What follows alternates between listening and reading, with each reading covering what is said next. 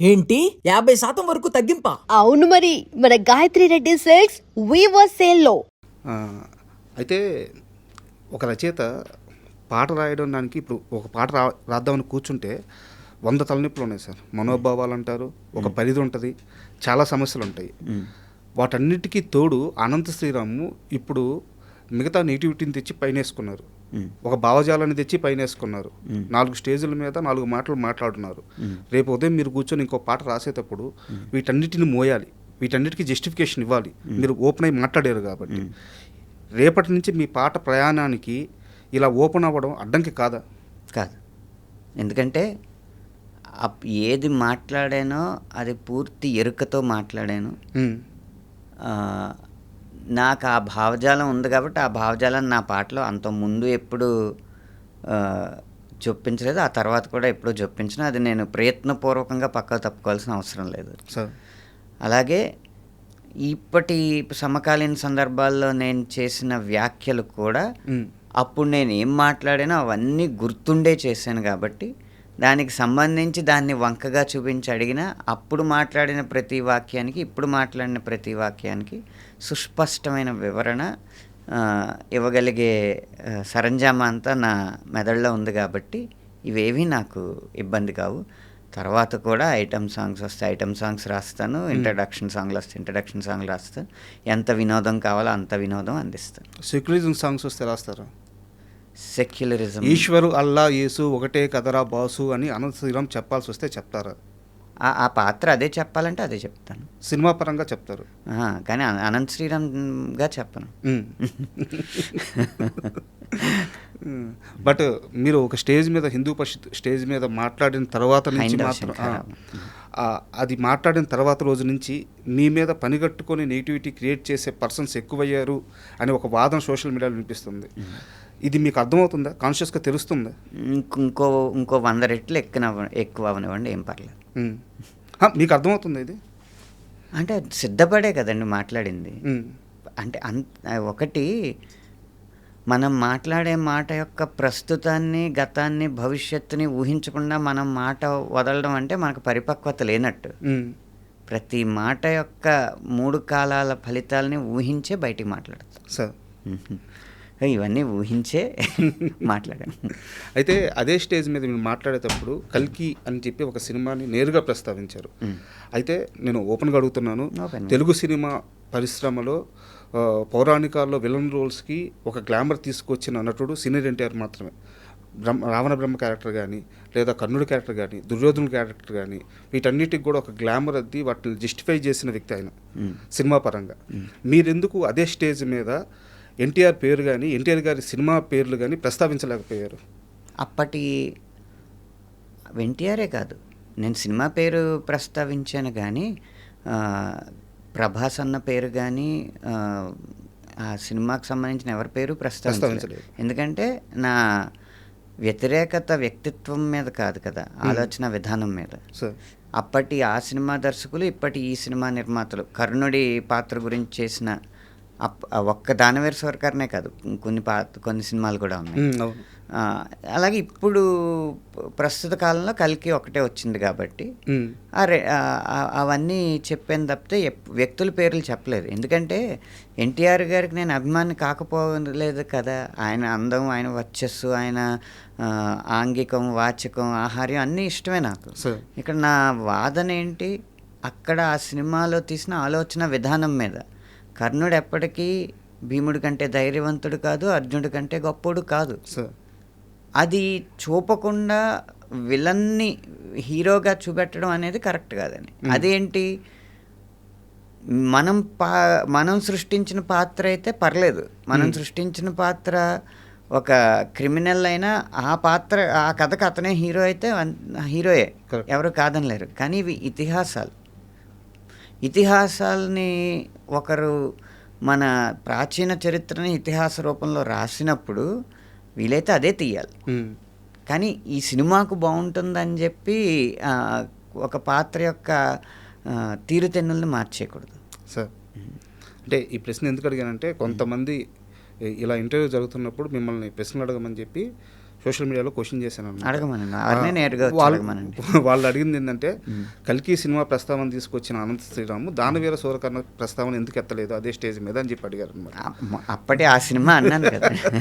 పోనీ దానవీర సూరకర్ణ అన్న పేరు ఇప్పుడు నేను ఉచ్చరించడానికి ఏమీ భయపడలేదు కదా. సార్ దానవీర సూరకర్ణలో కూడా మూల భారతాన్ని వక్రీకరించేసిన సన్నివేశాలు ఉన్నాయి, అందులో ఏమాత్రం సందేహం లేదు సార్. అండ్ మీ రచన శైలి గురించి వస్తే అంటే ఒక్కొక్క అభిమానికి కవి ఒక్కో రకంగా అర్థమవుతారు. ఇప్పుడు నాకు అనంత శ్రీరాము అంటే నేను ముద్ర వేయట్లేదు, మీ సాహిత్యంలో నాకు భావకవిత్వం ఎక్కువగా కనిపిస్తుంటుంది. ఒక దేవులపల్లి కృష్ణశాస్త్రి గారు రాసిన కృష్ణపక్షం కానీ దాంట్లో ఉండే ఆ ఎక్స్ప్రెషన్స్, అలాంటి ఒక ఎక్స్ప్రెషన్స్ అంటే కొత్త బంగారు లోకంలో బొగ్గని పెదవి తాకిన చోట అని చెప్పేసి ఒక ఎక్స్ప్రెషన్ ఉంటుంది. అలాగే యానిమల్ మూవీలో సముద్రాల కన్నా సొగస్సెంత లోతే ఎలా ఈదుతున్నా ముంచేస్తుంది అని చెప్పేసి ఇలాంటి ఒక ఎక్స్ప్రెషన్లు పడినప్పుడు యాక్చువల్గా దేవులపల్లి కృష్ణశాస్త్రి గారి రచన అద్భుతమైన రచనని చాలామంది గుర్తుపెట్టుకోలేకపోయారు. అద్భుతమైన పాటలు రాశారు ఆయన. నాకెందుకో ఈ తరంలో అలాంటి ఒక అద్భుతమైన భావకవిత్వం చెప్పగల సినిమా కవి మీరు అనిపిస్తారు. నా అభిప్రాయాన్ని కరెక్ట్ అంటారా? అంటే ఆయన ప్రభావం మీ పైన ఏమైనా ఉందా? సందర్భాన్ని బట్టి భావకవిత్వం అవుద్దా అది లేకపోతే అభ్యుదయ కవిత్వం అవుద్దా అనేది సినిమా కవికి ముద్ర పడడానికి కష్టం అండి. అంటే మీరు రై రై రారా పాట ఉంది, అది అభ్యుదయ కవిత్వం. అవును, ఆ సందర్భం అది. కాబట్టి ప్రేమ పాటకు వచ్చేటప్పటికి భావుకతే ప్రేమకు అందం కదా. లేకపోతే నువ్వంటే నాకు ఇష్టం, నేనంటే నీకు ఇష్టం తప్ప ఇంకేం ఉండదు కదా ప్రేమలో. ప్రకృతిలో ఉన్న రకరకాల అంశాలను తీసుకుని వాటిని పోలికలు చేసి ఉన్న భావాన్ని లేకపోతే ఉన్న దృశ్యాన్ని వాటితో పోల్చి రాయడమే భావకవిత్వం. అది ప్రేమ పాటలకి ఎక్కువ ఉంటుంది కాబట్టి నేను రాసిన ఎక్కువ ప్రేమ పాటల్లో మీకు భావకవిత్వం కనిపించి ఉండొచ్చు.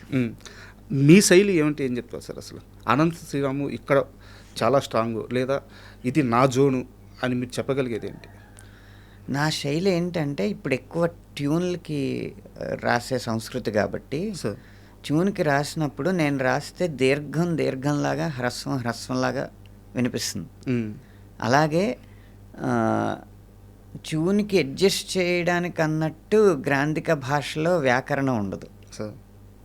మామూలు వాడుక భాషలోనే వ్యాకరణం ఉంటుంది.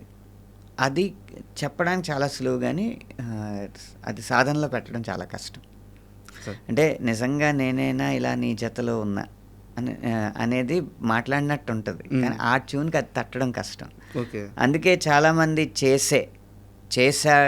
చేసింది అన్న లెంత్ లేక చూసే ఇలాంటివి పెడతా ఉంటారు కదా. నాకు అవి చాలా తక్కువ వస్తాయి నా పాటలు. అండ్ నాకు ఇంకోటి బాగా నచ్చిన అంశం ఏంటంటే 21 సంవత్సరాలు 20 సంవత్సరాలు వేసుకోండి మీ సినిమా ప్రయాణం రచయితగా. సో నెంబర్ పరంగా చూసుకుంటే ఏ సంవత్సరం కూడా ఒక 60 పాటలకి 50 నుంచి 60 70 పాటలు ఏ సంవత్సరం కూడా మీకు నెంబర్ తగ్గలేదు, మీ స్పీడు తగ్గలేదు. అంటే వచ్చిన సక్సెస్ని అలాగే నిలబెట్టుకుంటూ కాన్స్టెంట్గా స్థిరంగా వస్తున్నారు అనమాట. ఇది ఎలా సాధ్యం అవుతుంది? నేను కెరీర్ బిగినింగ్లో ఏది విజయం అనేది ఒక ప్రశ్న వేసుకున్నాను నాకు నేను.